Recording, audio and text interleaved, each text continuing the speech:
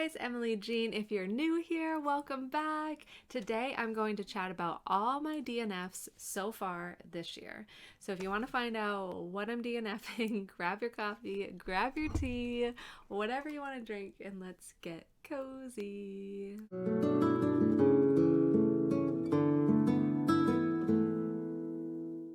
Okay, so I officially just hit my 10th DNF of the year, and I thought that would be a good time to walk through my DNFs with you, what I have not been feeling, what my thoughts are on DNFing, and yeah, let's do it. So I never, ever used to DNF. I used to force myself to finish a book no matter what, and those days are long gone. I DNF probably too quick now, but it's made my reading so much more enjoyable. There are way too many books to be forcing myself through something that's not enjoyable. Sometimes it's not the right time. Sometimes I've outgrown a genre or even characters in my favorite series, which is something that's happened this time around. And that's okay. I'm not going to hang on to anything anymore. So I DNF a lot quicker. I highly encourage you guys to DNF. I do usually try to give it 100 pages, but sometimes I can tell. Sometimes I can tell right from the first page, but I'll still give it a chance. At least the first chapter, but I do try to get to 100 pages. So I have 10 DNFs for this year so far, starting back in January. The first book that I DNF'd was The Thinking Woman's Guide to Real Magic by Emily Croy Barker. My hopes for this book was that it was going to be really magical, that we were going to learn about magic, that we were going to learn about a magic system, that we would have a character kind of discovering her own magic in this fantastical world. And what it actually was pretty boring for me. So it's a portal fantasy. We have this woman who's just walking along this path and stumbles into this portal and ends up in this new world. But she doesn't realize she's in a different world because she's kind of just walking through the woods and crosses that boundary. And it's about her in this world kind of being, there's magic spells on her, so she's forgetting like who she is, and then this wizard comes and they come together and like he saves her from it, and I don't know, it just was not exciting. There was so low intrigue. I actually read 254 pages and just had no interest. I skimmed through the end of the book to be like, am I gonna end up liking it? But I always know if I'm trying to skim to the end of the book, that's a bad sign. That's a bad sign. So I was like skimming through to be like, does anything cool happen here? Sorry if you love this book, but it was not for me. It has 3.55 average ratings on GoodReads. And Nora, the main character, was just kind of dull. So I paused reading it January 10th and just never picked it up and officially DNF'd it. I had picked this out because it was one of my books that I've had on my GoodReads for a long time to read, and it is officially DNF'd, so I feel like much better. That's my goal, either read them or DNF them. The next was a short story compilation that I actually picked up at the Dollar Tree. The book cover was gorgeous. I thought it sounded so cool. It was The Sea Beast Takes a Lover, a collection of short stories by Michael Andreasen. I read about 68 pages of it, and I just wasn't digging the short story format. I have definitely read short story compilations that I loved that seemed to have some theme that connected them all together. I just did not feel that. It felt very jumbled. Even the individual stories themselves, I just wasn't that intrigued in. The writing was a little bit off for me.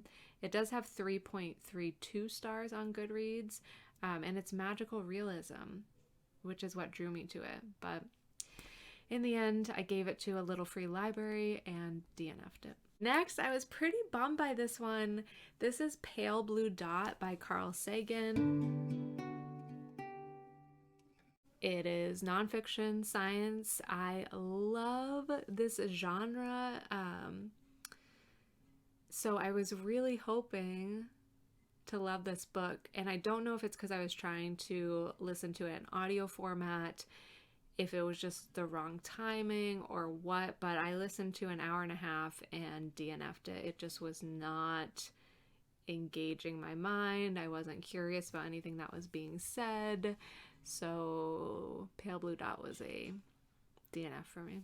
The next one I was so disappointed by, Blue Crown by Kate Milford. This is the third in the Green Glass House series, which the Green Glass House is absolutely one of my most favorite books ever. The time of my life that I read it, the characters, the atmosphere. Oh my God, I want to live in Green Glass House and just visit it. The second in the Green Glass series I loved as well. And then this third one, Blue Crown, actually is a prequel to Green Glass House. It happened years before and with totally different characters. I've tried to start it 4 times. I've given it a solid chance and I just can't get into it. It does not give me the same vibes at all. It feels like a totally different author, totally different series. So I DNF'd Blue Crown, and I'm not going to go back to the Green Glass House series, which is so sad. I wish we could go back to the original characters, but alas, we can't. So that was my 4th DNF for the year. 1, 2, 3, 4. Next, The Unforgettable Guinevere St. Clair by Amy McCheney. This is a middle grade. I thought I would love it, but it just was like a little kid mystery story, which for some reason I wasn't feeling. I would probably definitely recommend this to middle graders, to kids who can really feel that. I don't know, because you could say the same thing about Green Glass House, that it's a little kid mystery book, but I loved it. There was something about this that just didn't draw me in. So I DNF'd it. I read 97 pages and DNF'd it. Next up was Sleeping Giants by Sylvain Neuvel. This is a sci-fi. I love sci-fis. There's like this mechanical thing that they're building that's huge, and this is a series, and I really thought I was going to love it. I listened to 5.25 hours of it and DNF'd it. I just didn't like the characters. I didn't like the world. I was more curious about the mechanics of this robot thing that they were finding. I gave this a chance on audio because I was hoping that it would be like, it's a full cast audio production. So the last one was Impact Winter that I gave 5 stars and loved that. So I was looking for more full cast audio productions.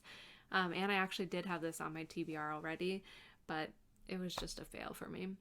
No intrigue, such a lot of potential, and it was weird. Oh, one thing I couldn't get over too is part of how you steered part of the robot was your knees had to be in reverse because it was made for creatures who weren't human, and my mind just got stuck on that thought of your knees being reversed and really felt like nails on a chalkboard to me.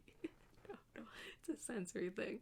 So Sleeping Giants DNF'd. It is very highly rated. It has a lot of ratings, 80,000 on GoodReads, 3.83 average, but no go for me. Next, I was a little bit bummed by this one too. This is Sue and Tai Chan Volume 3. This is an adorable little manga. I wanted to try to get into mangas. I heard about this on Hugo's channel, The Scientist Reading World. The first 2 are really cute. I read them with my son, but ultimately I just didn't even want to. They're so short, but I didn't even want to read or finish the 3rd one. It just felt kind of repetitive, predictable. Maybe I'm not the right target market for this, but I DNF'd the 3rd one after only 6 pages.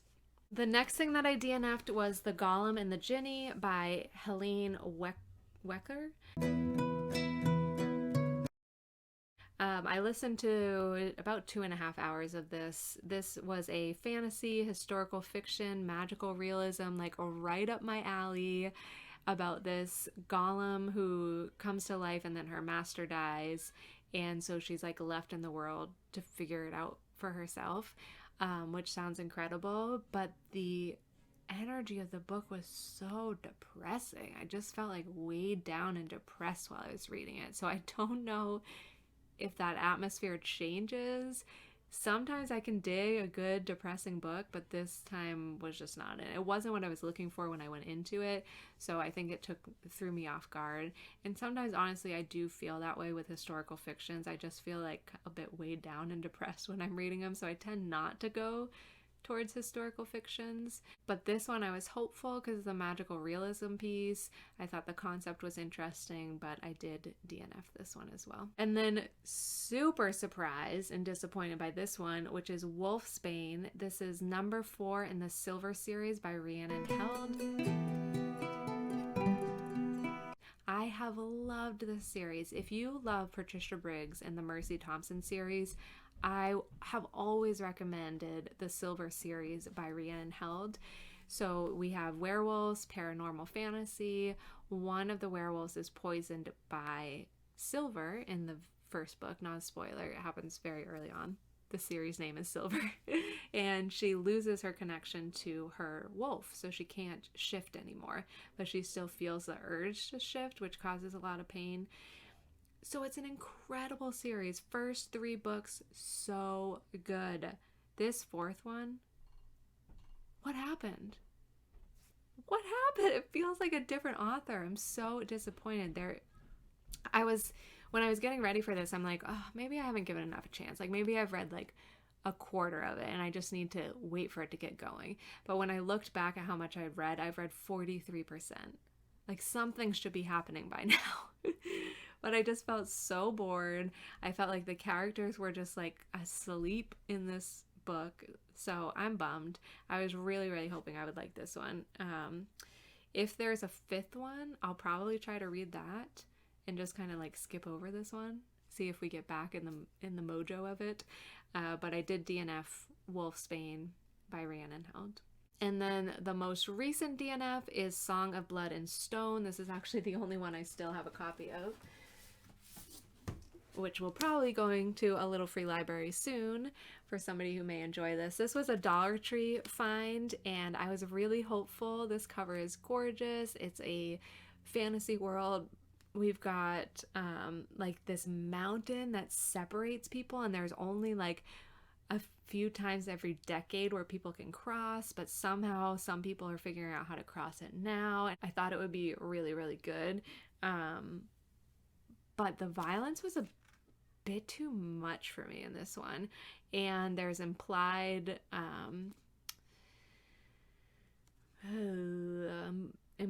violence against the main character of like, I don't even want to say it. I just didn't like the way the violence was written in this. And there wasn't enough of the magic system early on enough to really draw me in and have me committed to this book. So I read 71 pages. I broke my 100-page rule, which I might regret because it feels like they're about to go into the journey aspect of this. Okay, I'm not going to give it to a little free library yet, but it is being DNF'd for now. Song of Blood and Stone by L. Penelope. This is the first in a series, so I would really like to read it. You know what? As I'm talking to you guys about this is why we get cozy. This is why we chat. I think I'm going to give it another chance, but not right now. So that was my most recent DNF. Yeah. If you feel like you really want to advocate for any of the books that I've mentioned, definitely let me know in the comments below. Let me know what your thoughts and feelings are on DNFing. Those are my 10 DNFs from this year so far. Okay? Thank you guys so much for hanging out and watching. I appreciate each and every one of you, and hopefully I'll see you in another video very soon. Bye, guys.